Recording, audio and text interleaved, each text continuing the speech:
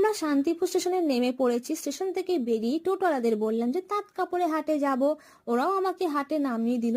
এখানে দেখো বড় অক্ষরে লেখা আছে আমার ভালোবাসার শান্তিপুর শহরে তাঁত শিল্প। আর আমি গেছিলাম আজকে বঙ্গ তাঁত কাপড়ে হাটে। এখানে জামদানি কালেকশন সত্যি অনেক ছিল, আর হ্যান্ডলুম তো বলার কথা নয়। আমিও এখান থেকে একটা হ্যান্ডলুম শাড়ি কিনেছি, দাম যেন কত নিয়েছে, মাত্র 250 টাকা। ভাবা যায় এত কম দামে শাড়ি। আর এই হাটটা কিন্তু প্রতিদিন বসে না, প্রতি রবিবার আর বৃহস্পতিবার ভোর 3টে থেকে বেলা 12টা পর্যন্ত বসে। আর এখানে তোমরা কিন্তু 1-2 পিসও শাড়ি কিনতে পারবে, যে কোনো জিনিসই, শাড়ি, ব্লাউজ, পাঞ্জাবি সবই পাবে। হিউজ কালেকশন এক ছাদের তলায়। আর আমার এই ভিডিওটা কেমন লাগছে অবশ্যই সাবস্ক্রাইব করে দিও আর একটা লাইক করে দিও প্লিজ। তারপর আমরা একটা দুটো শাড়ি কিনে বেরিয়ে পড়লাম, খেয়ে দিয়ে ট্রেনে করে চলে এলাম বাড়ির উদ্দেশ্যে। আবার তোমার সাথে দেখা হবে একটা নতুন ভিডিও নিয়ে। এখন টাটা।